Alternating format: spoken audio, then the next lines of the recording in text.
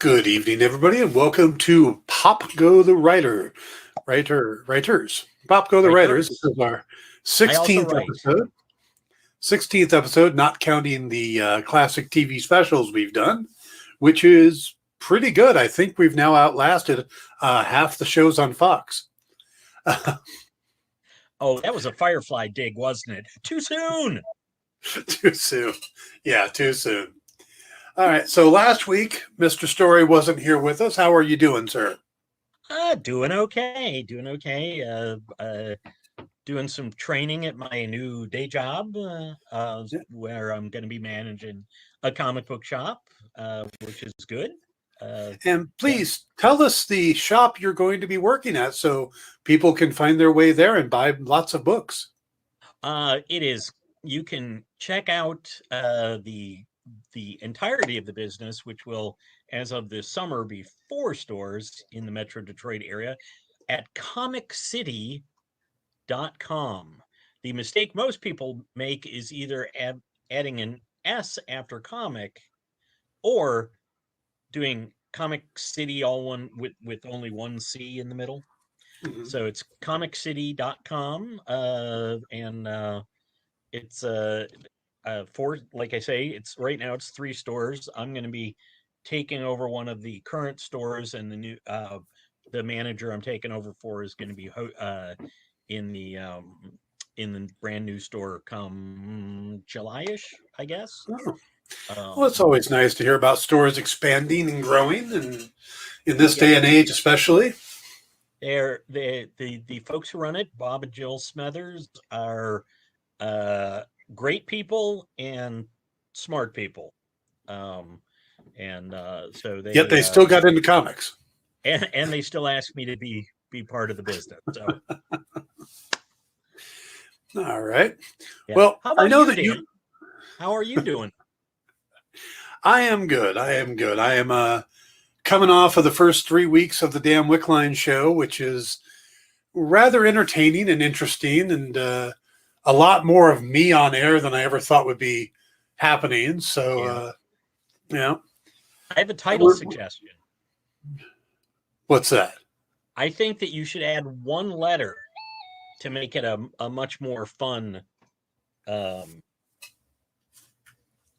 title. And what's that? I think you should make it the Damn Wickline Show. Damn Wickline Show. Nice. Yeah, the little trick I do on the show is that whenever I start it, I never use my own name. So I say, welcome to the Dan Wickline Show. I'm your host. And I do stuff like, I'm your host, Meatloaf, and I assure you I will not do that. And I'll just, or I'm Wilson Phillips. Do anything? I'm Wilson Phillips, and I thank you for holding on for one more day. So very nice. Yes. So that's usually the last thing I think of right before airtime. Like, okay, who am I going to be today? I got a producer on the show. He's pretty good. He switches my name usually pretty quickly after I do the bit. So, okay. Yeah. All right. I figured since we have not talked in a couple weeks and a boat ton of news has come out, well, we are gonna talk about MODOK, and we are gonna talk about the Bad Batch. Yep. But I figured let's hit some of the highlights. I got probably a good dozen. I got 11, so one short of a dozen topics that have come up over the last 2 weeks that seem pretty important, and just kind of share our takes on it. Okay. And we're going to hit the big one first. Warner Media sold to Discovery Plus. AT&T bailing on the entertainment side of the equation. Yeah, that seems kind of crazy. It's like, we got to get our hands on this and pass. It would be literal. I think this is accurate because you know how I am about sports, but it's sort of like in terms of impact, it's like, and they pass the ball to LeBron James, and LeBron James just immediately passes it to somebody else. Yep. You Yeah. know, it's like you don't know why they would. Why why did they go to the trouble of acquiring it if they were just gonna? Oh, I agree. I mean, first they did the move to get Direct TV, and Yep. then they just recently sold that at a loss. Now they buy Warner Media at like $80 billion and sell it for like 43 billion. Yeah. Now, aren't they keeping something back though? What it is that there's the shareholders of AT&T will receive shares of this new company. Ah, So yes. it isn't AT&T itself that owns it; it's the shareholders that will be getting a portion of it. Where the Discovery people, I think it's like a 70-30 split on Yeah. the stock. But I think overall this is a good thing because I think that under AT&T, Warner Brothers and Warner Media has been an absolute mess. They don't seem to have any forward, kind of idea what they're doing. It's like, we're going to follow Zack Snyder. No, we're not. Yes, we are. Wait, no. Yep. Okay. Yep. You look at the DC lineup of movies and it's like, are we in a cohesive universe? Are we not? You put Joker out, then you're going to do the Batman with Matt Reeves, but at the same time, now you're talking about doing an African American Superman, but but Henry Cavill, people still want Henry Cavill. I mean, and that universe is still going on because there's going to be another Wonder Woman movie. Probably there's going to be Aquaman 2's in the works. The Flash movies in the work. So what are they doing? And that's what I look at. Is I think they've been completely rudderless since AT&T took over. Yeah. It smacks of kind of too many cook syndrome. Like they've got a bunch of people, don't mean guys in the gender sense, but folks, probably all at kind of a similar level, going, this is what we should do. No, this. Every project seems to be, and frankly, and I take this personally, but they dumped a bunch of hugely dedicated, talented people, from like the sales side and promotion side of DC. Yeah. I think all those people will land on their feet because they're good folks and know what they're doing. But it was just like, hey, let's just chop a bunch of people, again, for the usual, I'm sure, for the usual corporate reasons of, well, that way our bottom line will be lower at the end of 2020. We've cut Yeah. all these people and we could go, see, we're gonna be fine. Or we're going to make Warner look more tantalizing to prospective buyers. Right. Yeah. Yeah. So Well, what I've yeah. heard about Discovery is that they tend to be creative forward, as Mhm. in the people who are making the shows and stuff tend to be in the lead, which Yeah. is what Disney has been doing. I don't know if Disney's changing because of Bob Iger stepping down, but hopefully that'll be a positive thing. But I mean, they had such turnover when they were with AT&T. I mean, the people who decided to give Zack Snyder the money to finish the Snyder Cut were gone before it came out. That Mhm. entire regime was gone. Yeah. Yeah. Yeah, it's There's just I think they're an absolute mess, and hopefully this will change things for the better. Well, I think the important thing to remember is that if they really want a Warner Media to be extremely successful, they should bring in you and I to run it. Yeah, agreed. We could do it. Yep. Yep. We So certainly couldn't do any worse. that's true. That is absolutely true. Okay, let's also, since we're talking the big corporations here, MGM sold to Amazon. James Bond is now in the hands of Jeff Bezos. I believe he was already in the hands of Jeff Bezos strapped down on a table with a laser pointed at him. No, Mr. Bond, I expect you to die. I mean, it's easy to make supervillain cracks about a guy who is like the richest, one of the richest guys, not the richest guy in the world, and is like, and I will start my own space program. And it's just like and my employees will have to pee into little bottles, which I will then save and turn into something disgusting.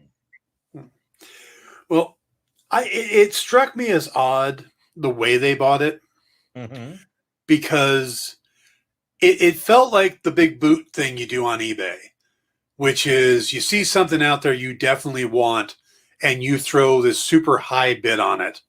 Like it's currently at $2 and you bid 18.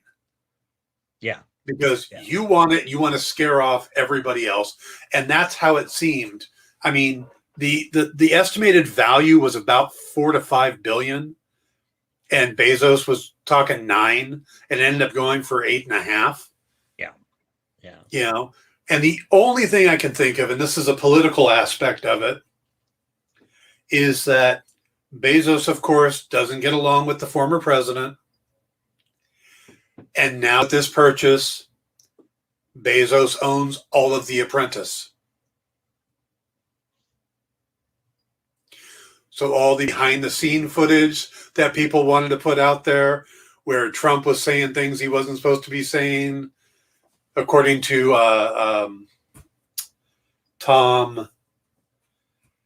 Roseanne's ex-husband, Tom Arnold. Tom Arnold. Yeah, Tom Arnold was talking about how Trump used to say all this racist stuff and it was all caught on camera, but, they would never release it. Yeah. Now Jeff Bezos owns all of it. Yeah, but really, how much harm can it do him? Because his hardcore followers are only going to love him more for being extra racist. Oops. Keep politics out of pop culture. That's right. All right. I think we've had enough time with that. America and the Winter Soldier again. All right. Let's see. What else popped up? Did you get a chance to see the Snake Eyes trailer? I did. I found it impressive in terms of the visuals and the action.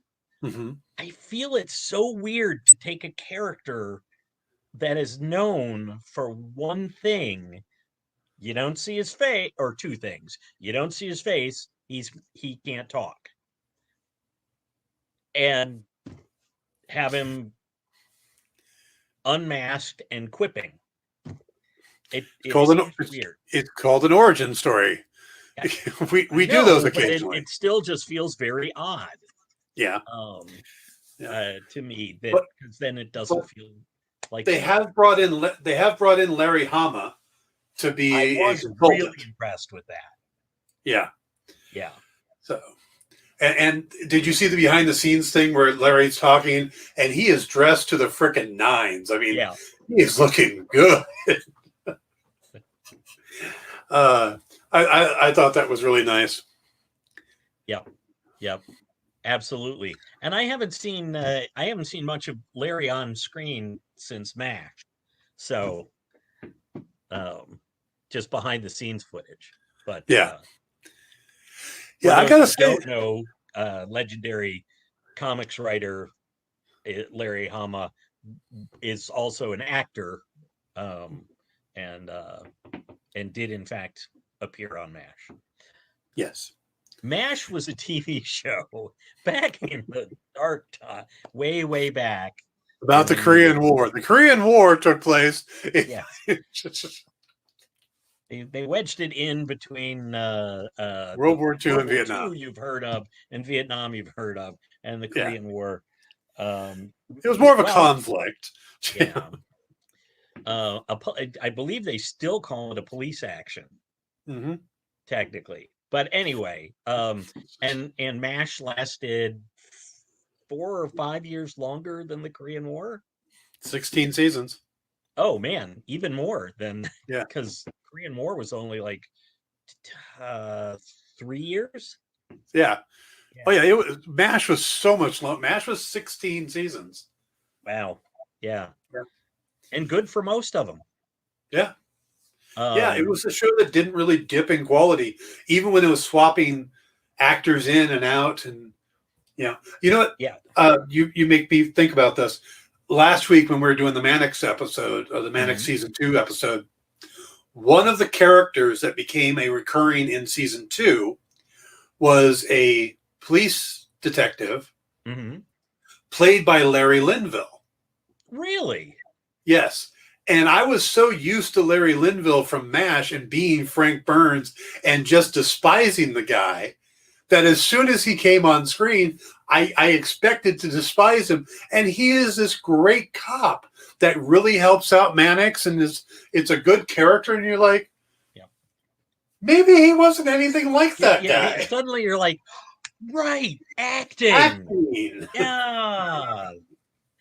We do tend to Fictional character. Yeah, fictional. It is funny though how a really good actor in a really good part can make you have a visceral like I'm gonna have a hard time. Thankfully, he's got the big beard now, but like Wyatt Russell now, so many Yeah. people are like, "Oh, I hate him," and it's like, no, you hate the character.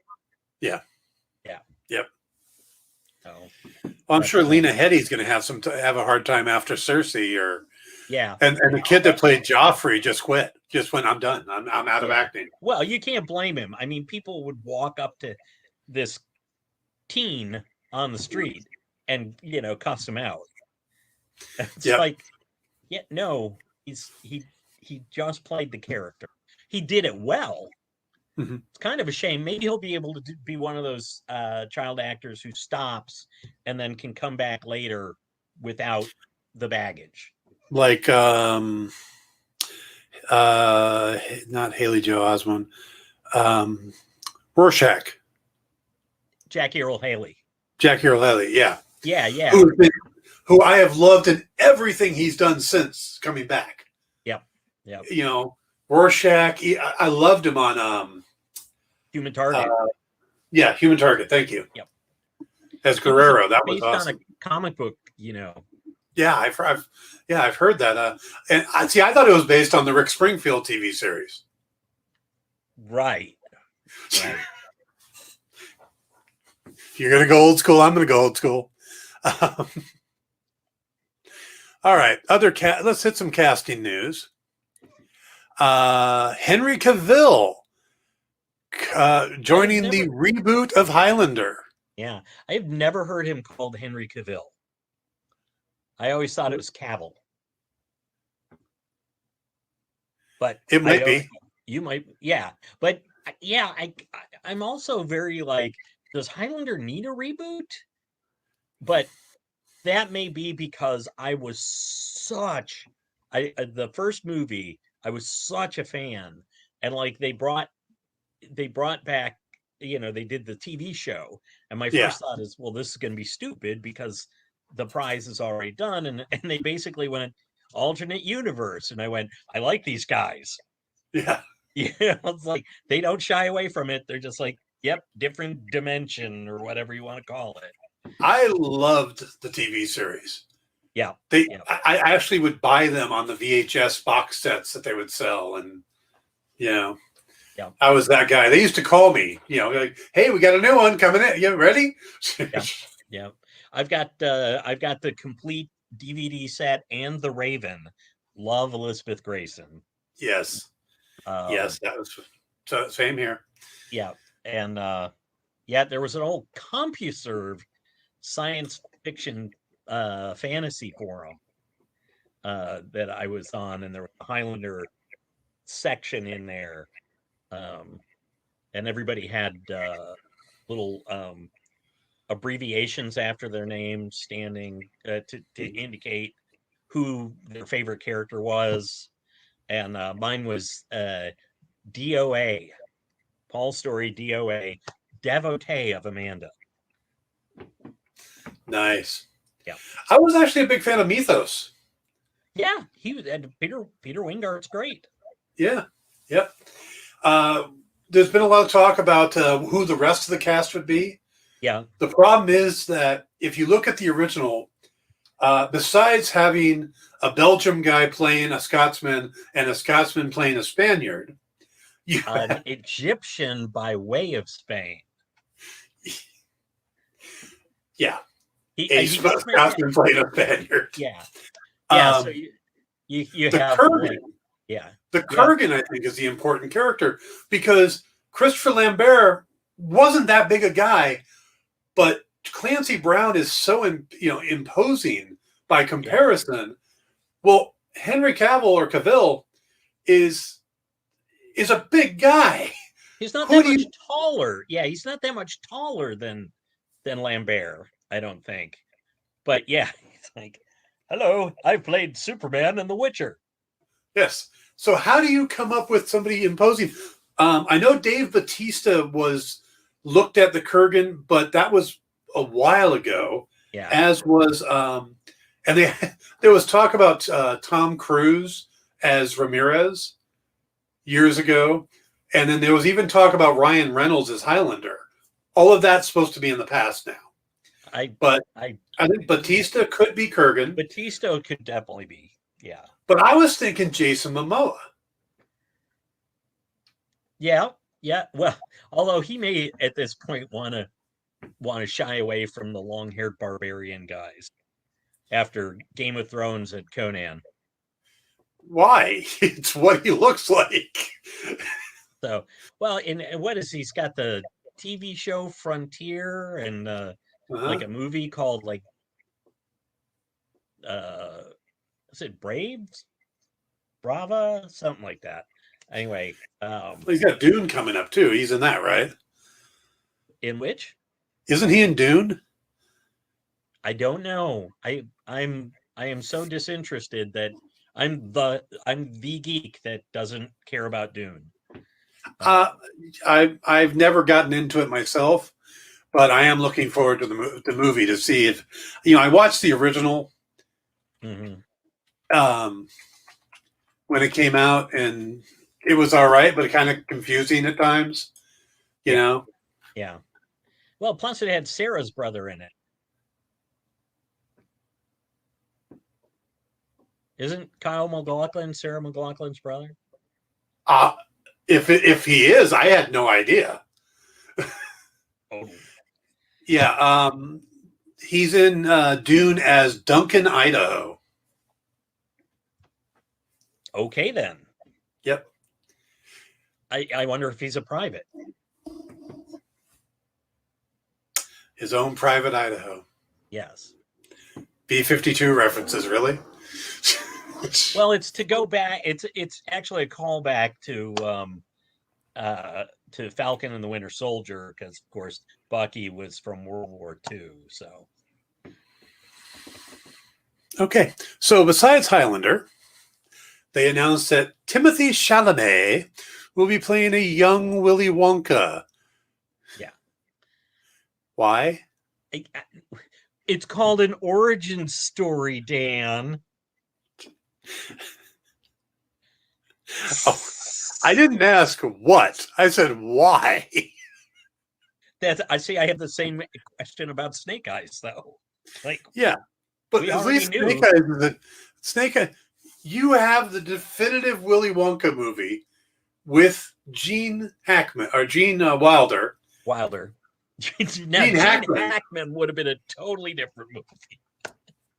but probably good, just different. Yeah. Except Willie would have finished off the kids on all straight out on his own. Like he would have Augustus into the chocolate. Ned Beatty with the old Oompa Loompa. There you go. Yes. So anyway, I don't understand it myself, except that everything's, I mean, as we learned from Cruella, everything's got to be wrung, every drop of profit you can get out of it. But people are loving this Cruella movie. I I am so over personally. I'm not not shaming anybody who enjoys it. I'm just, for my personal thing, I'm tired of, oh, and this is when the bad guy wasn't so bad. I'm like, yeah. Okay. Well, it's like, let bad guys be bad guys, you know? I also don't need a Lex Luthor origin story where he's the good guy. Yeah. Yeah. I mean, you know, I don't mind complex characters, but I just, this whole, a lot of this stuff just strikes me as excusing, setting up way. Oh, spoilers, could put up spoilers. Apparently, Dalmatians killed Cruella's mother. So that's why she wants a coat made out of Dalmatians. So, I mean, like, I don't think that quite covers it. Like, I don't think that excuses. Yeah. So, yeah. Anyway. Oh, but so yes, why we need a Willy Wonka origin story. Not saying Willy is exactly a villain, although he totally is. Charming, certainly. We want to root for him, but he's pretty much okay with a bunch of kids dying in his candy. Is there anybody redeemable in that movie besides Charlie? Even Grandpa. Grandpa's laying around in bed letting his family starve until, we got to go to the chocolate place. Okay, I'm out of bed. Yeah. Yep. I still love the movie though. But yeah, there is that's you do kind of wonder, like, what. I believe now it would be, Willy Wonka and the Toxic Chocolate Factory, and it would not be wrong. Yeah. By the way, the ending scene of Willy Wonka should have been, as he's blasting off in the elevator, all the cops showing up to investigate all the dead. Yes. Sort of like the end of Monty Python and the Holy Grail. Yes. Oompa Loompas are being walked out in handcuffs. That's 2 Oompa Loompa references in one day. Wow. All right. Well, let's, since we are talking about... glad you had Willy Wonka references to make? I'm just, talking about characters who are going to be turned into protagonists. Yes. Kraven the Hunter. Aaron Taylor Johnson. Yeah. That's I got no problem with it. I just thought it was kind of like, wow, really? Like they're. It just seems like, really, you're doubling up on people when there are still so many people out there, great actors out there. Yeah. And that's not a shot at him. No pun intended. Sorry, Quicksilver. But yeah, it's just a little weird that it's like, we'll just go back and it's okay. Nobody remembers that movie. Well, it's not part of the MCU. It's the Spummock, the Sony Pictures unified Marvel universe of Marvel Sony Pictures universe of Marvel characters. Spummock. Although it's part of the Spider-Man oeuvre, and Spider-Man was in Avengers. So it feels... But Quicksilver was already dead. Yes. Hey, if Gemma Chan can play Minerva in Captain Marvel and now play Cersei in the Eternals... Yeah. And Michelle Yeoh could be one of the original Ravagers and now in Shang-Chi. Yep. Now that you brought up the Eternals, that's kind of a good segue, and we can bounce back to... we will get to that. Okay. That's going to be a little bit longer conversation. So, but All I've got right. that on the list. All right. But I did a deep dive on Craven history, the history of Craven earlier in the week on the Dan Wickline show, and he's just a silly mess. You know, other than Craven's Last Hunt, which is a phenomenal story, but unless you have Spider-Man, you can't do that story. Yeah. So you've got basically this guy that was born. Isn't he squaring off against Spider-Man? Is this just a Craven movie? Yeah, it's just a Craven movie. It's a Craven standalone film. Okay. Yeah, no, I didn't look at it closely. I just assumed they were announcing that he would be a baddie in a new Spider-Man film. No. So. This is a Sony movie. This is going to be a standalone. And it's got to be them building towards their Sinister Six that they've been wanting for a long time. Yeah. Yeah. But I mean, he's a good actor. We'll see. But yeah, Craven the character, there's no real, I mean, what's his shtick?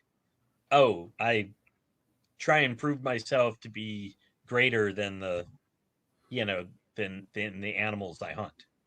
Yeah. Well, and he cheats.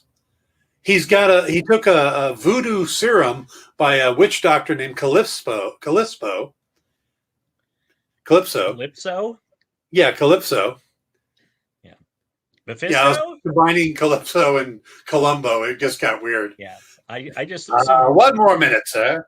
I thought you were referring to Mephisto because we know he's in everything. Yes, he is. But he takes this serum and it gives him like the speed, strength, and senses of a jungle cat, as well as long life and vitality. And he was born like before the Russian Revolution, where his family lost everything, and he becomes a big game hunter in Kenya to kind of make up for everything he's lost. Yeah. And his associate, who we find out years later is actually the chameleon, and his half-brother is the one that pushes him. Yes, Craven's half-brother is the chameleon. Sure. And, I mean, it's just this big convoluted thing. And then he kills himself at one point, and then he gets brought back by his family, but they botch the job using voodoo so that and he wants to die again, but he can only die if Spider-Man kills him. And it's just a mess. And then at one point, he decides to get the High Evolutionary to make clones of him, but he forces the High Evolutionary to do it. But it's not that he wants one clone. He wants 87 clones. I'm not sure why the number 87. 87. Yeah. Yep. Then he takes them to the Savage Land and trains them all how to hunt, sends them off in the world to prove themselves to the legacy, to prove themselves worthy of his legacy. And one of them decides the way he's going to prove himself is to kill the other 86. I mean, given Craven's background, you can't really be surprised at that. No. He's the guy that went, I'm bored killing these dangerous animals. I'll hunt super guys. Yep. So it was the chameleon that suggested that. Yeah. The audacity of Stan Lee back in the day, because I believe the name was probably from him, to name a character who's supposed to be the biggest and the baddest and name him Craven, which means a cowardly person. I mean, yes, he made the C to a K, but still. Yeah. Yep. That still cracks me up. Oh, yeah. Sergei Kravenov. Yes. I'm Craven the Hunter. Leave me alone. I don't want to just... Yeah.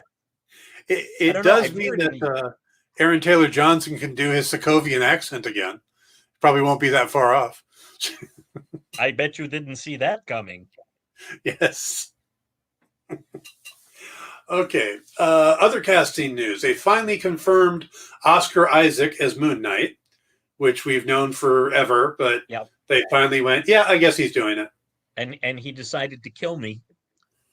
in the same way that when I watch Venom and he says, "We are Venom," and all I hear is the Farmers Insurance bum ba dum bum bum bum bum. And then But, but Oscar at least, Isaac posted, "We are Moon Knight," and then immediately in the back of my head, bum ba dum bum bum bum bum, and I'm like, "Stop doing this to me! It's like they're targeting me." they're specifically targeting you. Not the fact that he's supposed to be this multi-level schizophrenic, Right. with the multiple personalities and stuff. But no, it's all about you, Paul. It's all about you. Yes. Yes. Okay. Also, another interesting bit of casting. The Secret Invasion show is just getting this amazing cast. Which is funny because it's so far out. I know. Well, no, they're supposed to be starting to shoot soon. Well, that makes sense. There's a lot of posts for these. But you got, of course, Ben Mendelsohn and Samuel L. Jackson coming back, which by itself is a reason to watch the show. Those two. Yep. Yep. But Olivia Colman, Amelia Clark, Killian Scott, Kingsley Benadir, I believe his name is. Okay. Not 100. And then they just announced Christopher McDonald, who a lot of people go, who? And then I go, Happy Gilmore, Shooter McGavin. Oh, wow. Yeah. And because I always confuse him verbally with Chris O'Donnell. Yes. So people say Christopher McDonald, and I'm like, isn't he on NCIS LA? No, this is Shooter McGavin. He was also one of the. He was also the captain of the Enterprise B, if I remember correctly, in the episode where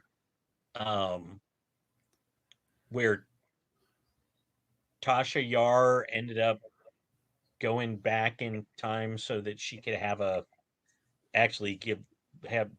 make a noble sacrifice. I think it also is the one that introduces her daughter, the half Romulan daughter. Right. Okay.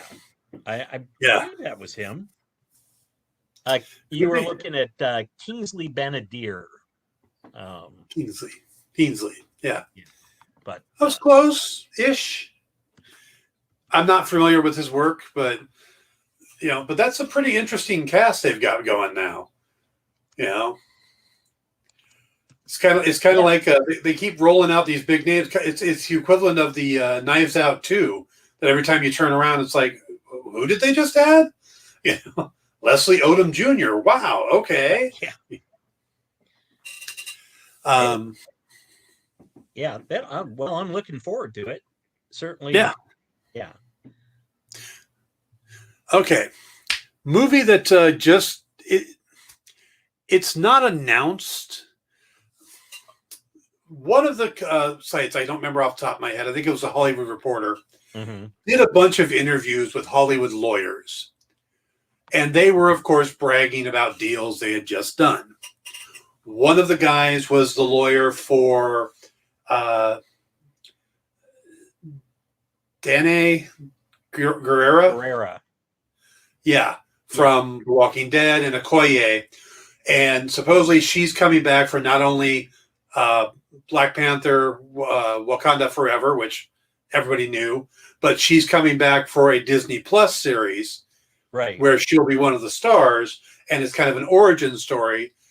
And it seems like maybe, because I know that Ryan Coogler has a Disney Plus series in the works about Wakanda, so it might be an origin story of the Dora Milaje. Yeah. Which I think would be awesome. All for that. But another bit of news from that same article was a lawyer talking about how he's the lawyer for the director-writer of Joker. No idea.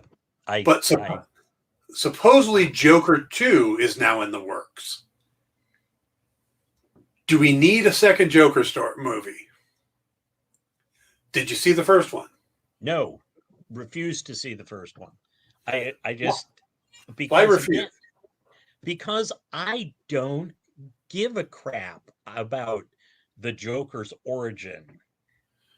And I'm just really, really tired of let's make awful people, uh, like make them sympathetic and put it this way. You know why I didn't see the Joker story? Because Hmm. so many comic skaters liked it. I Uh, and we keep dancing into politics here. um, well, that's I still haven't. fandom. Yeah, I haven't watched it. Yep, I have it. I have it on a DVD somewhere, a Blu-ray or somewhere around here, yep, with the intent to watch it.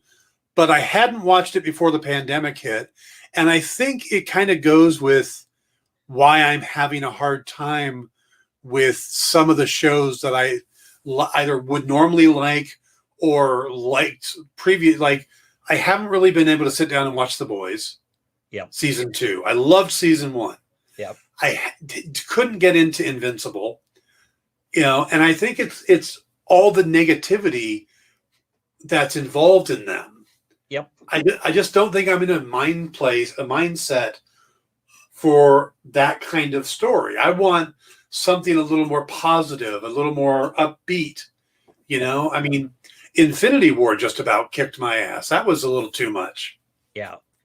As someone who has uh, suffered from depression for a big chunk of my life, like people often will say, "Well, obviously you've seen this movie," and I'm like, "Oh no, I haven't," because I didn't want to curl up in a dark room for a weekend after Yeah. seeing something because I should specify I had untreated depression for most of my life. But yeah, I was like, oh, surely you've seen this bleak movie because it's so good. And I'm like, Yeah. no, I have not. I don't go looking for stuff that is going to make me feel more like I do not want to feel. Yep. Um, and Even and like I most of the Academy Award winners. Yeah, and I'm not saying that they're bad. Hmm. I'm saying, they're not for me. And I suppose I should say that about the Joker. Not saying it's bad. People said, a lot of people said it was good. Yeah. It's not for me. Uh, Well, I look at like the movie that Anthony Hopkins just won his award for, about being a father with Alzheimer's at the end of his life. And yeah, it's like, I know Anthony Hopkins is an amazing actor. yeah, And I can tell you that is probably a fantastic movie. right. Dramatic, heart wrenching. I don't want to watch that. Yeah, No Man Land. I am absolutely fascinated by Chloe Zhao as a director. I know that won a bunch of awards. It's supposed to be an amazing movie. I'm not there. I don't want to watch that. I'm waiting for Yes Madland to make me feel upbeat. So now we can segue into Chloe Zhao and Oh, good Eternal. point. And here I ruined it with my awful joke. No, that was a good joke. So, Eternals. What was your initial feeling after that first trailer? Okay, so I watched it. I was like, wow, by the visuals and stuff and the characters and seeing them doing stuff and I'm like, wow, that's pretty cool. Wow, all right, all right. And at the end of it, I was like, but why do I want to see it other than it's a Marvel movie? I didn't get a feel for what there's the whole we have never interfered until now. And it's like, okay, but you gave us no indication of why it is you're interfering now. Yep. So I thought it looked great. It is a teaser, it's the Yeah. first thing, but I was a little let down that it didn't work. I didn't think that it worked hard enough to say why I wanted to watch it. How about you? I had that same feeling. I thought visually it was gorgeous. Just was amazed by it. Loved the musical choice. I Mhm. mean, was it Skeeter Thompson or Skeeter Davis Yeah. song from the 1960s. Mm. Just, it was gorgeous. And I do like the button they put on the end to kind of tie it to the MCU by Right. talking about, and I like the fact that they say Captain Rogers, not Captain America, to Mhm. kind of acknowledge that, that Captain America lives on, even though Captain Rogers is gone, Right. you know. Um, but yeah, it doesn't give you any reason. But do they need to yet? Well, It is that's a why teaser. I'm balancing it with like, Yeah. but it was the teaser. Yeah, I mean, we are talking about a movie that's not out till November. Yeah. So they're just starting. I mean, probably during Shang-Chi, they'll drop a more definitive trailer that shows us if it's going to be Celestials, if it's going to be Deviants, if they're going to have to deal with hot rocks on the beach. I don't know what the bad guys are going to be. Yeah. But whatever it is, I think this was more to build up the epic scope and nature of it. Introduce us to the characters.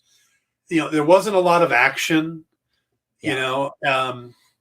It was very graceful. It was very beautiful. The little fighting we did see seemed to involve just almost like Crouching Tiger, Hidden Dragon, in the way that the cutting down the big green pieces of cloth with Athena. Yeah. And that's kind of what I took from it. Is it's a teaser. It's setting up the epic scope. It's Marvel's 2001.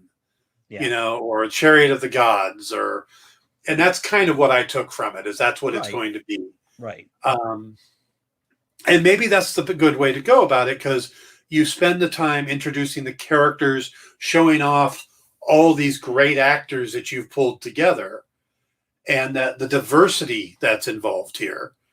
Yeah. And even the changes. Kumail Nanjiani had his shirt on though. Yeah. Because I thought they would be like, "Hey, look!" And Kumail worked really hard here. Yep. There were a lot of Captain America-ish references. Mm-hmm. There was like 3 different shields in there that looked just like 2 that looked like they were inspired by or could be the inspiration for Cap's shield. And then actual Cap's from the USO show shield is on the plane when Sprite's doing her song. She's singing. If you look in the background, Cap's USO show shield is up on the wall. I missed that entirely. Yeah. So, I mean, it's going to tie in, but this looks like it's that bit, like I said, giant scope. And I think that's really what they wanted to do. Like, here's our new characters. This is how beautiful the movie's going to be. And it's going to cover a big part of history, because that's Babylon, 525 BC, Hanging Gardens, the Ishtar Gate, all of that. Now, were you surprised that we didn't see Kit Harington? We got one quick glimpse of him. Oh, I missed it. Then. Yeah. Because we got Rob Stark, but we didn't get Jon Snow. Yeah. I do like the fact that Rob Stark and Jon Snow are going to be fighting over somebody named Cersei.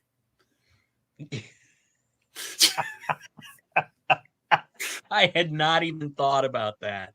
That's really sad that it did not occur to me. Oh man, that's hilarious. Yep. I didn't. Yeah. Wow. Mm-hmm. Yeah. Yeah. So it looks really good. Chloe Zhao is amazing. So there's a anticipation, but I felt a little adrift. I think it's going to be a gorgeous movie. I think it's going to be a well-acted movie. Will it be a compelling story? I think is because the Eternals themselves, I mean, it's kind of Jack Kirby doing New World or New Gods again. And like New Gods, the Eternals was not intended to be an integral part of the Marvel universe. It was Right. supposed to be on its own, as I understand it. So it's again, like the New Gods over at DC, after a little time they went, oh, you should probably bring it in with the rest of it, Yeah. and so then, and I wonder how much. And I know it's been a long time, and I know they did the Inhumans TV show, but I wonder if anything from the original ideas for the Inhumans ended up incorporated into the Eternals, because they seem like they ended up taking that slot that was vacated. Well, from what I've heard, Kevin Feige wanted another ensemble group Right. thing without having to go the Avenger route where you introduce each one. He wanted a group that was specifically tied together. Right. Right. And after the kerfuffle with the Inhumans, that horrible, yeah. I don't know why they keep giving. That's the same guy that did the first season of Iron Fist. I don't know why they keep giving him work. But so the Eternals were the next likely. I mean, because everything else are just standard superheroes. So you'd have to build the team up basically. Where they're together for a specific reason. Well, there's that one team that's all like they've all got a common theme, and what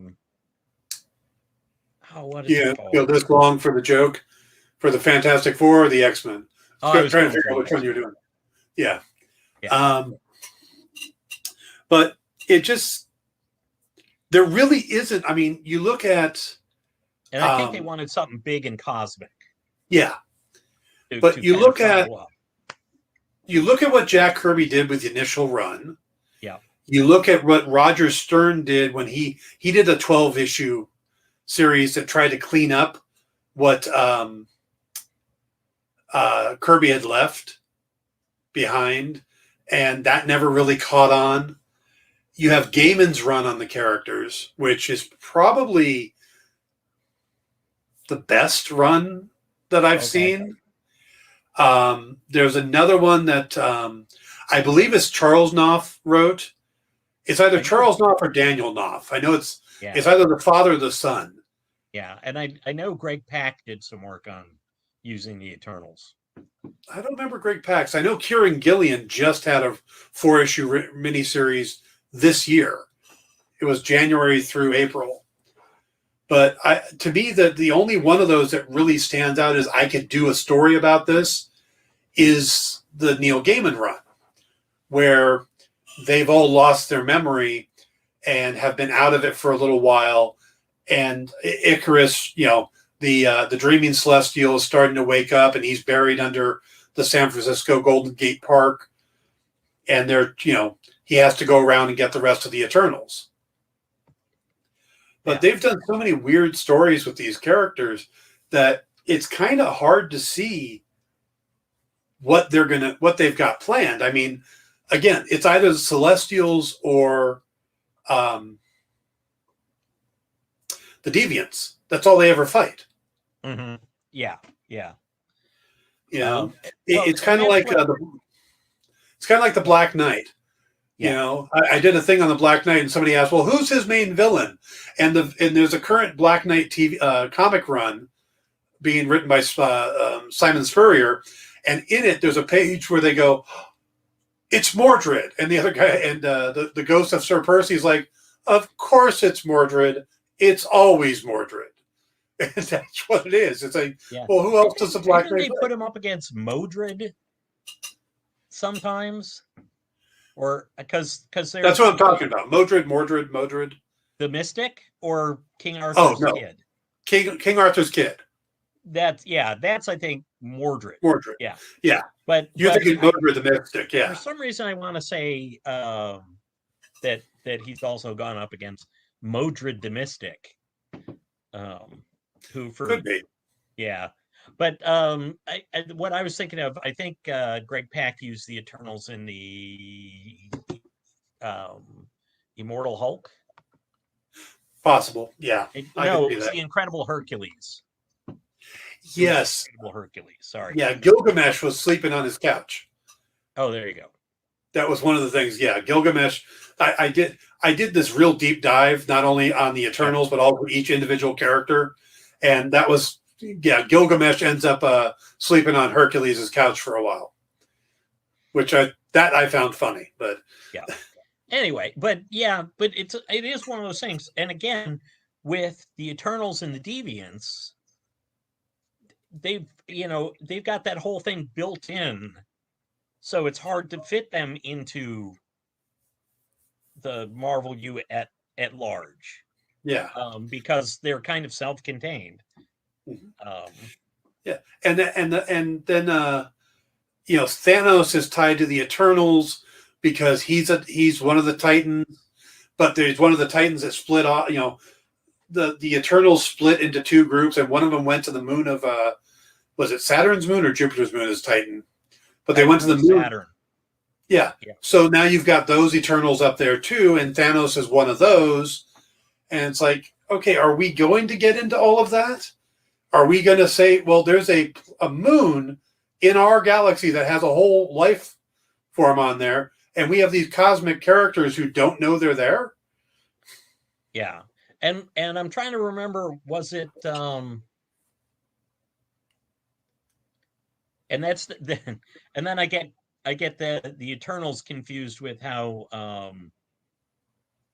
the Kree also experimented on humans, but I think the Eternals were the result of the Celestials experimenting on humans. The Celestials came to Earth when we were still like proto-man, proto-human, and split into three. They jerked with humanity to give them the potential for superpowers.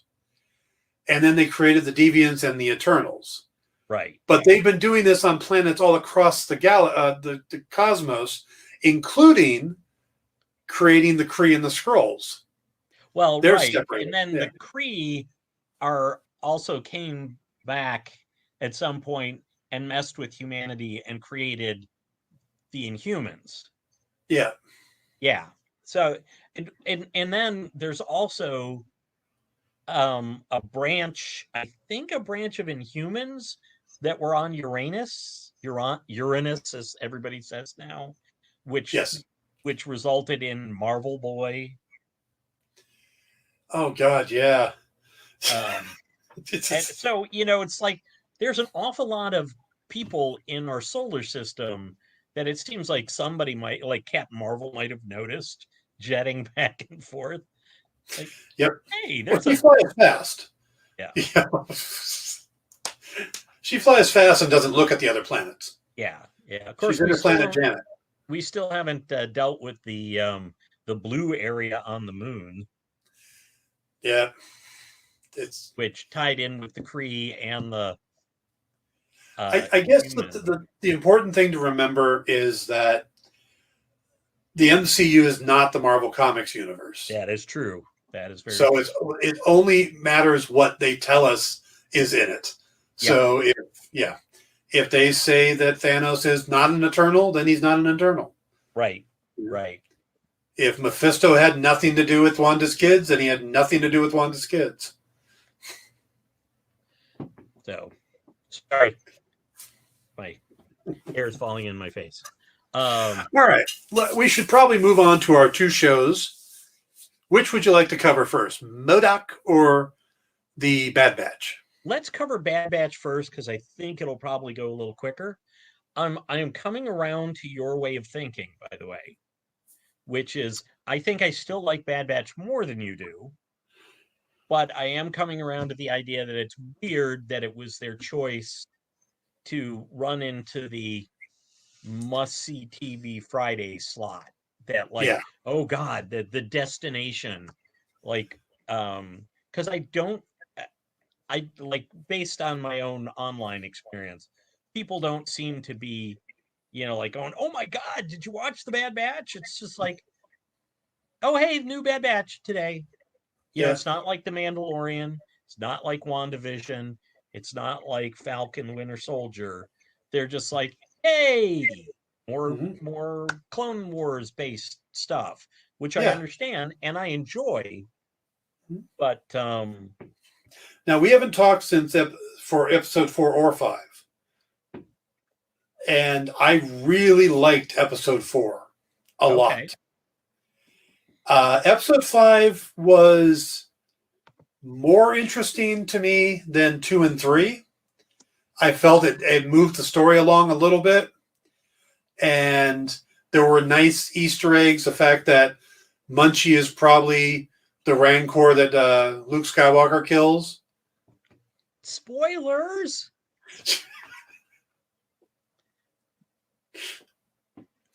But it was also a very predictable episode. Yeah.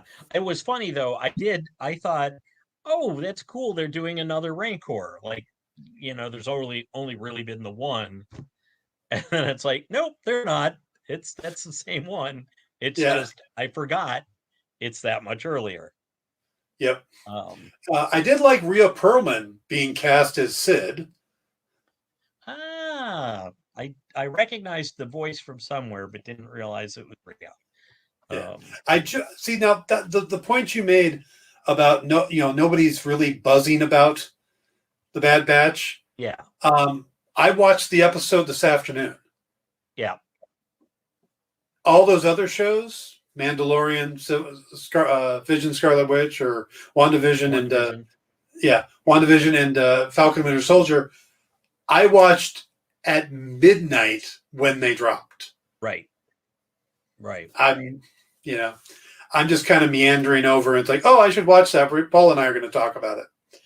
Yeah. And like I said, if they had skipped 2 and 3 altogether and it was 1 and then 4, and I don't know about 5 yet, but 1 and 4 felt like it was really moving things along. And I think that's going to be the basis of this show, is that there's going to be these episodes that are really important. And then there's these filler episodes. There's the ice, basically in Mandalorian season 2, it's the ice spider episode. Mm-hmm. Didn't need that episode. It was a good episode. It was a fun episode. But it did introduce Shang-Chi's dad to the Marvel universe. Yes, Carson Tavia. Universe. Yeah. Carson Tavia, yep, who's showed up and then, but his character's name is Carson Tevia. Oh, right. I was like, that's not his name, but that's his Star Wars name. Yeah, the character we're talking about. I thought I'd go ahead and name the character. Right. No, it was just like no, it's Paul Young's son. I think I pronounced that correctly. Sure. But I thought they're still kind of. Hang on, one sec.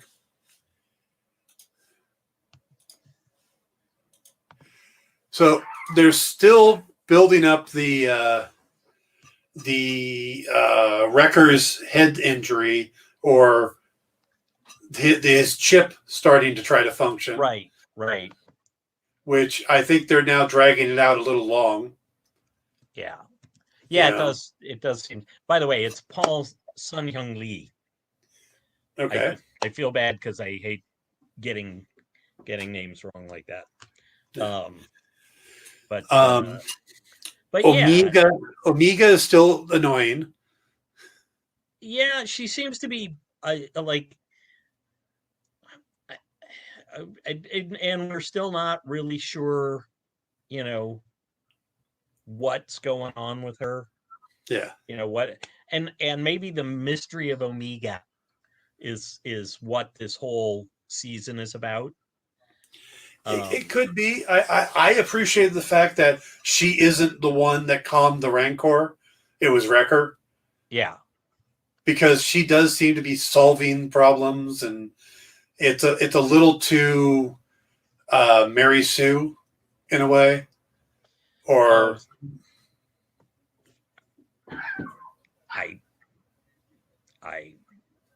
don't agree.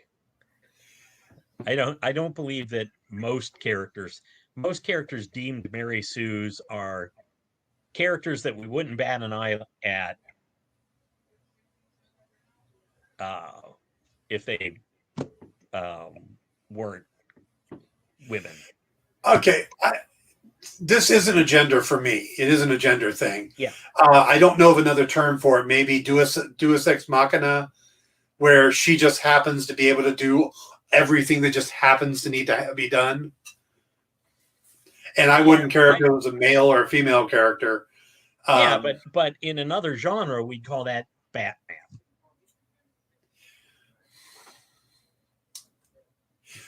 But Batman is a well-trained adult. She's a child that just happens to be able to do all this stuff. Untrained. Well, I don't believe that it'll turn out that she just happens to be able to do this stuff. No, but that's how it's coming across right now. Yeah. So, okay. Anyway, not a hill I'm going to die on. Okay. Nor I. Yeah. And like I said, they could come out and make it perfectly make sense, and they probably will. I will, give it to Dave Filoni. He does pull together the overall stuff really well. I just think I think there's a lot of filler right now that doesn't need to be there. Yeah. Well, I think that's partly some cognitive dissonance. No, that's not the right word. I think it's just some of that is expectation, personal expectation that we're bringing versus like, we're like, oh, hey, I would like it to be this, but that's not what they're doing. But which does not make it any less of a valid commentary. Did I expect it to be a little more event series? Yes. Yeah, and just a little more pace. Yeah, but did I have anything in mind specifically for the story itself? No, I had no expectations to the story itself. I just thought it would be a tighter, more event-driven thing. But 16 episodes of this seems to be ridiculous. How is it 16? Good Lord. Yeah. Yeah. That It was 16 right now, according to IMDb. Yeah. Originally, it was supposed to be 14, but. And that's 16 with an hour and a half. First episode, yeah. First episode. So it's practically a 20 episode. Yeah, so it's basically just Clone Wars season, whatever, 8. I get you. Yeah, which is fine if that's how it was pitched, but where they put it, I think by putting it there, they misstated the expectations. Yeah, they set the bar. They set the bar higher than what one, plus, I think it's also a little. The one thing I was thinking about is this is more or less let's call it an all ages show. Okay. And that is also not what we had grown to expect, from Mandalorian, WandaVision, and Cap and the Falcon and the Winter Soldier. Sorry, he put on the uniform at the end, and I keep calling it Cap and the Winter Soldier. Yeah, but then it confuses people with the movie. But yeah, I'm liking it. I actually, before we came on, I put the feeler out about your about this question, whether it's just like a weird fit for that Friday must-see show. And a few people were kind of on that same page. Other people like it great. They think it's great. I find that the big Clone Wars fans seem to be the ones that are like, no, it's fantastic. Yeah. So. Now, don't get me wrong. I'm enjoying it overall. Yeah. And I'm staying with it. I'm going to watch this through because there is a good story going on. there's things that I don't understand, like why they're still wearing their uniforms. You know, Well, theirs seem to work a lot better than most clone troopers or stormtroopers. true, true, but yeah, it's an interesting story, and there's enough Easter eggs in there that's fun. You know, Bib Fortuna showing up and Fennec Shand and stuff like that. That's interesting. Um, I'm thinking that Filoni may have a little too much interest in Bib Fortuna. You know, Okay. because he's popping up here, he's popping up in the book of the teaser for the book of Boba Fett. How much Bib Fortuna do we really need? Well, enough that you need a bib.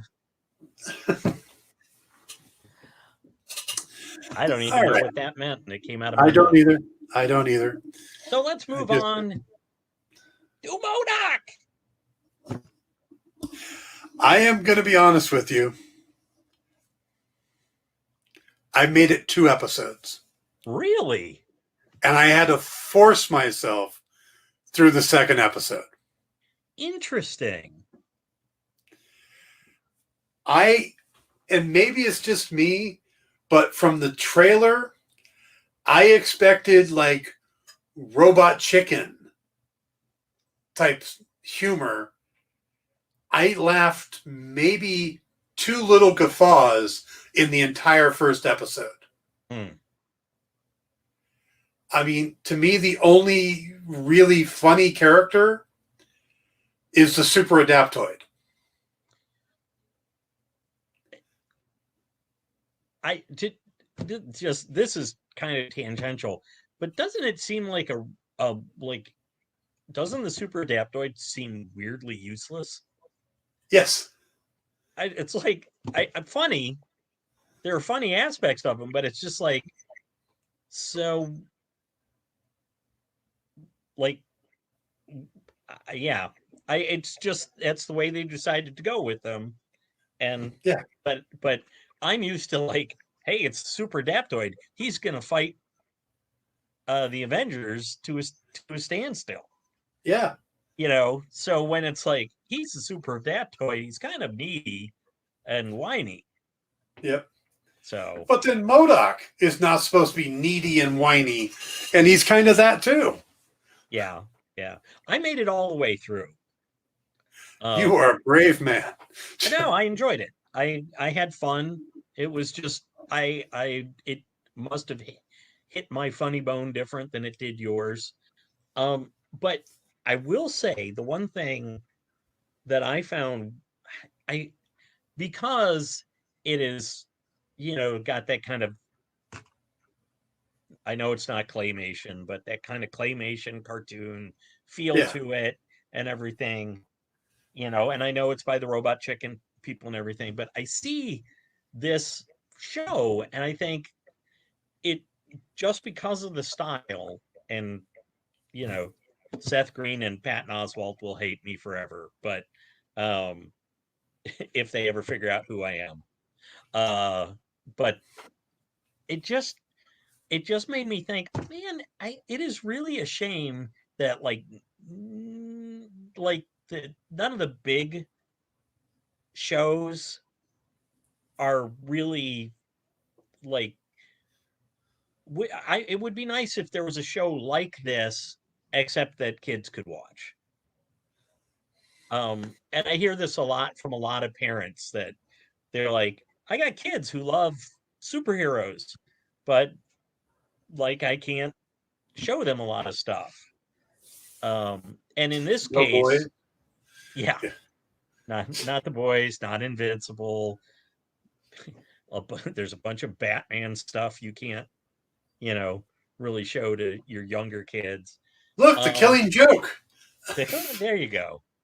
And it's just so like I find it visually very, you know, eye popping, Mhm. and I just think, man, it's kind of a shame that um that they don't have something, not necessarily this, but something like this for younger Marvel fans.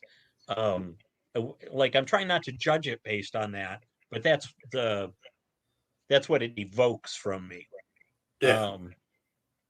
Yeah, I liked it pretty well. I thought it was funny some of the way, most of the way through. I did think it was, and I think this was intentional, so it's not really a criticism. It's awful gory, um, and as we talked, that's starting to get on. I think on both of us, the Yeah. the overly gory super stuff. Um, but yeah, I mean, I laughed. I cried. It was much better than Cats. There were probably more buttholes. Um, Yeah. uh, I do feel sorry for Gary through probably the 2 episodes I saw.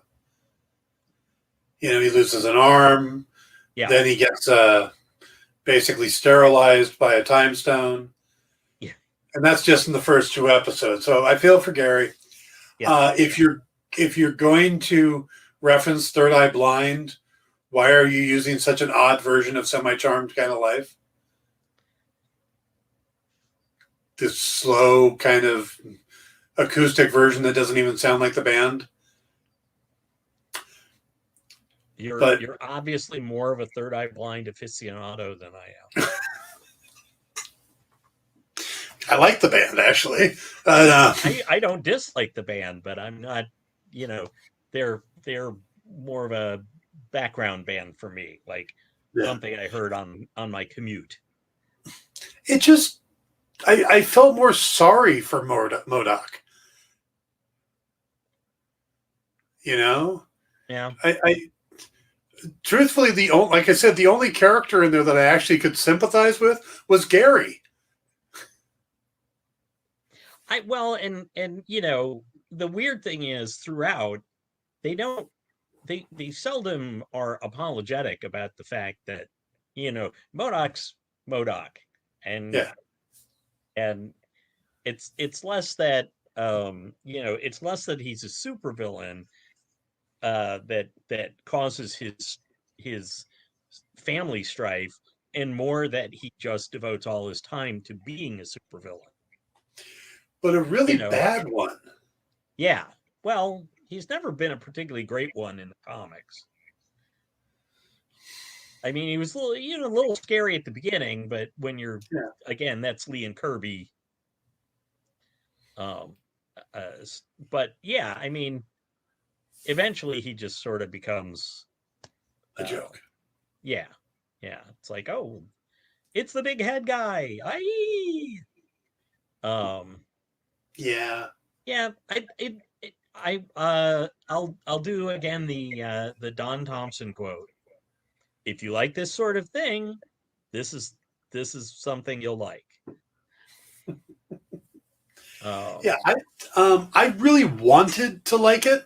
mhm, I mean, I wanted to be able just to binge it. Set it up to do it last night. Was over at Lisa's house. Got set up to watch it. Had a few drinks. Was in the right mindset for a good, funny mhm. show. Watched the first episode. Afterwards, went, "Wow, yeah, that was made." What else is on Disney Plus? Or what? What else is on Hulu? I end up watching like how guitars are made. I mean, you just so today I said, you know what? Just to be sure, I will watch the second episode. And the whole time traveling thing, and I don't get some of the humor. Like the whole line about Modoc kneels before no one except for the Schnitzel King, and they did this whole thing about the Schnitzel King, and it's like, who's that joke for? What what was that supposed to be funny for? Well, I mean, because it never makes a joke funnier than when you explain it. Yeah, I feel like the idea was that, he's supremely arrogant But boy, does he like the schnitzel. Yeah, but it seems like they make the joke and then they take it a little bit further. Yeah. It's like it didn't land. So doing that extra backflip isn't going to help. You know? I don't know. I was thinking, you don't feel like that's an attribute with Robot Chicken as well, where they commit to the bit, is what I'm saying. True, and I think with the Robot Chicken is its bits. They do short little segments, and then they move on to something else. And this is just one really long bit. Yeah. Yeah, it's another one of those, and maybe it's just that I'm a crotchety old man these days. But yeah, it's another one of those where it's like I apparently liked it more than you, but it's not really um like I don't know if I would have blasted through it if we weren't going to talk about it on the show. Yeah. Okay, let me ask you this. I'm 2 episodes in. Should I give it another episode? Let's see, you're on episode 2. I think you should actually give it 2 more episodes, and here's why. Okay. I want you to come back next week and go, why did you make me watch 2 more episodes?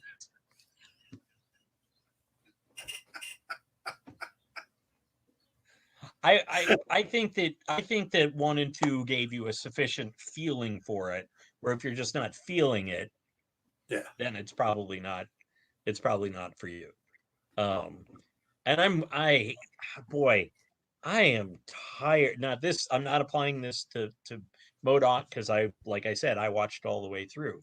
But boy, I am tired of people telling me about shows. Oh, you need to just give it like 6 episodes, or you just second season it really hits its stride. And I'm trying to think, because I think it was 3rd season where DC's Legends of Tomorrow turned into my favorite CW DC show. Yeah. And people like, oh, I don't know if I can take it. I'm like, oh man, it's my favorite show, but I can't in good conscience go, just keep watching, because if you're not, telling people to watch stuff they're not enjoying, even if I enjoyed it, I have a hard I'm time fairly sure the 3rd season, they got the feeling they were about to be canceled and went, fuck it, just do anything we want. Yep. And that's when yeah. And I'm not normally one for that in like superhero fiction. I'm not, but boy, there's just something about the the air of we're not going to worry about explaining it. Remember how we were talking about all the hard and fast rules of time travel? Yeah. Mm-hmm. So okay, this was something I was going to ask you, and we just kind of got to that. Does it feel like so handsome? No, that wasn't going to be the question at all. Okay. Does it feel like the Arrowverse is dying? Like it's coming to an. We've lost. I mean, they stopped Arrow. Black Lightning just ended. Supergirl's going to end. You got a bunch of characters on Flash have left. Yeah, Black Lightning was almost kind of on the cusp of being part of the Arrowverse. Well, they did bring him in with the Crisis. Yeah. Yeah, and it was one of the better shows in my opinion. It was one of my, I really loved that show. Yeah, yeah, which made it especially fun for you. When, and now here's a weird one.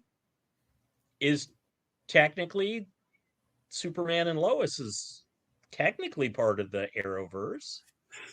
Yeah, it's technically, but it might be the only one that survives. Yeah. I don't know how far the Flash is supposed to go out. I know they got another season. They're supposed to start off big by having the first 5 episodes of the new season are going to be crossover-ish. They're going to have a bunch of guest stars, and it's going to be kind of like an event, is what they're saying. But it might be introducing new characters because they're going to need new characters. They keep losing them. Yeah. Cisco's gone. Wells is gone. They lost Elongated Man already. Although I heard somebody talking about some way that they thought they might be rebooting, doing something with, it may have been fan speculation, but that they could easily do something with Ralph and Sue and just like replace the guy. Yeah, because I mean, he can shapeshift. Yeah. Of course, they just did something like that on Batwoman's still around. Yes.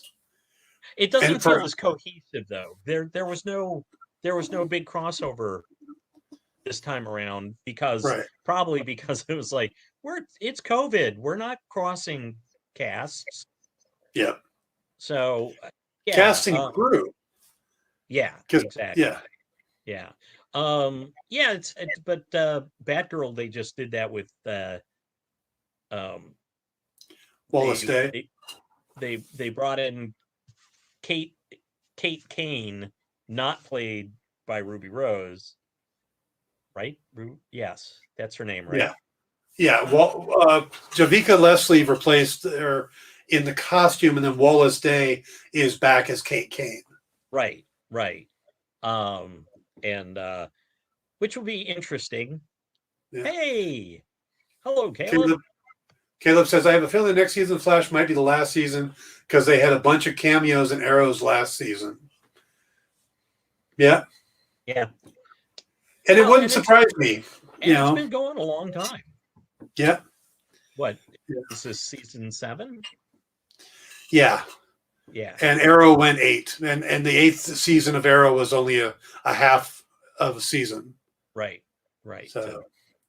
So yeah, I mean, but the other thing is, and I'm still not sure how this is going to work, because I'm not sure if they have now officially switched Stargirl over to CW. Like, I know it originally was debuting on DC Universe and then airing on the CW, but I think they may. I think it's officially on CW now. Yeah, and I think that they can build off of that. I think that they could theoretically build a Stargirl verse or a JSA verse off of that. Because I think that's the thing is there was no they lost their linchpin show at the same time as the pandemic. Yeah, and I think that's why things feel a little off. I think they kind of lost their. It seemed like after Crisis they were building up to something. They were bringing everything together, and then with the pandemic hitting and Arrow ending, it just felt like the idea just kind of slipped away. Yeah. And then Black Lightning bringing to an end. The proposed spinoff Painkiller didn't get picked up. Yeah. They are going to do the Naomi series, which is based off a DC character that Brian Michael Bendis created. But I know nothing about that character. Because obviously every comic book writer creates a character with the artist. I don't remember who the artist was. I don't either, but I still feel the need to make the point. Yes, because I have not actually read Naomi, so yeah, I haven't been reading tons of comics lately. But oh wow! And you work at a comic shop now. Well, I do now. So yes. I just realized we have hit our 90-minute mark. We are. We're going to need to wrap it up here. I was going to say Next week, we're going to be able to talk about the upcoming Loki series. We could prep for Loki, talk about his previous appearances, what we might see from it. That's a show that is definitely not working from any existing comics. So it should be interesting to see what the hell they're going to do with it. Yeah.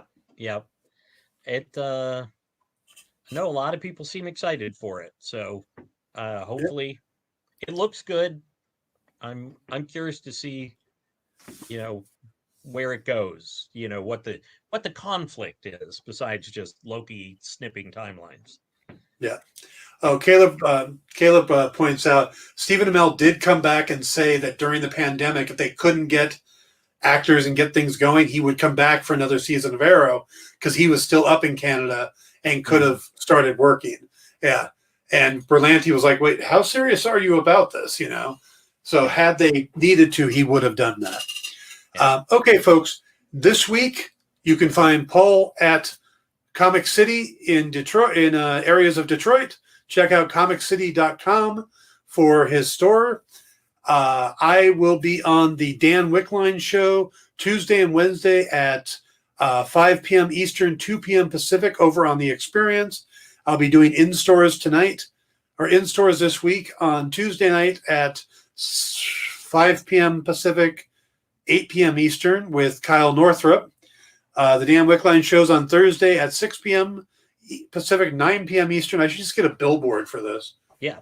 And then we'll be back for Pop Go the Writers next weekend, where we will be talking about the upcoming Loki show and what we expect and what we might be getting to see. Yep. And you can find me at Storyville.com or Storyville on Twitter. Yep. And you can find me anywhere you type in the name Dan Wickline, it's going to pop up. All right, guys.